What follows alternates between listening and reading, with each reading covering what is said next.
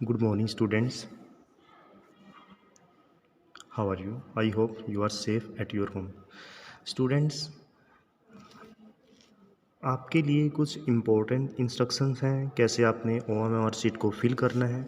तो ये वीडियो ज़रा आप थोड़ा सा ध्यान से देख लें। तो आ जाइए, आपका जो मेन वर्क होगा यहाँ से स्टार्ट होगा स्टूडेंट्स। क्वेश्चन नंबर फर्स्ट है। देखो, अगर आपका करेक्ट आंसर ए है और आपने ए ही फिल कर दिया है, बाकी के 3 को आप ब्लैंक छोड़ दोगे, आगे यहाँ पे ए फिल करोगे आप, और ये भी आपने कुछ नहीं फिल करना। तो दैट मीन्स ये आपका करेक्ट मेथड है। स्टूडेंट्स, मेरे ख्याल से आप समझ गए होंगे। आगे आगे और सारी चीज़ें आपको क्लियर हो जाएंगी। अब दूसरे पे आइए। देखो, आपका आपने बाय मिस्टेकली फिल कर दिया है ए ऑप्शन, लेकिन आपको पता लगा कि आपका ऑप्शन है बी करेक्ट, तो आपने बी कर दिया यहाँ पे, तो आपका आंसर बी माना जाएगा। समझ में आया?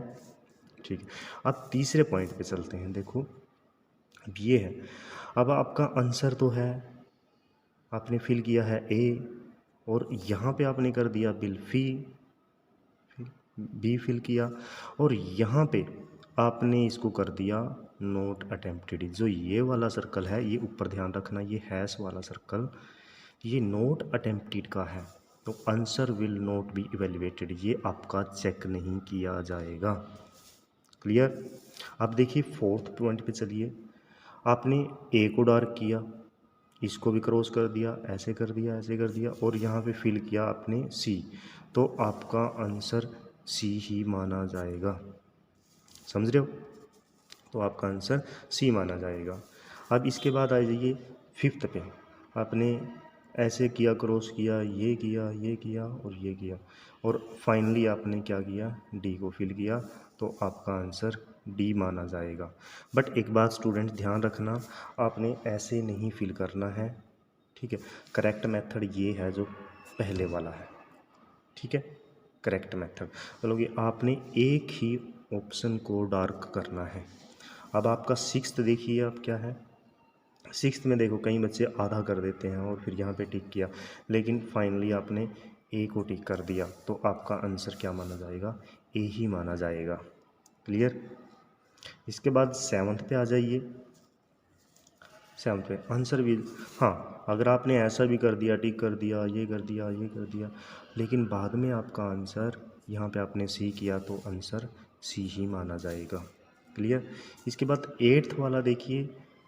आप ऐसे कर देते हो, पहले आपने डार्क किया, फिर आपने उसको ऊपर ही टिक कर दिया, और यहाँ पे फिर आपने बी किया, तो आपका आंसर सही होगा।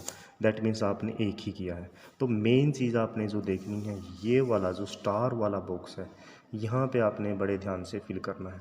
और एक बच्चा मुझसे पूछ रहा था, कह रहा सर, अगर हम इसको कट करके और यहाँ पे बी लिख देते हैं तो ये आपका रॉन्ग मेथड होगा। ऐसे आपने बिल्कुल नहीं करना है, ये आपका बिल्कुल रॉन्ग मेथड होगा। ठीक है? इस बॉक्स पे आपने सबसे ज़्यादा ध्यान रखना है। जो आप यहाँ पे फिल करोगे वही आपका आंसर चेक होगा। अगर इसके साथ साथ आपने ये भी फिल कर दिया तो ये आपका चेक नहीं होगा। दैट मीन्स इसका मीनिंग है कि आपने ये नोट अटेम्प्टेड क्वेश्चन है। जो ये वाला हैश वाला बॉक्स है, ये नोट अटेम्प्टेड का है। आगे देखिए स्टूडेंट्स, चलो इसमें कुछ ऐसी बातें नहीं हैं, खास बातें नहीं हैं।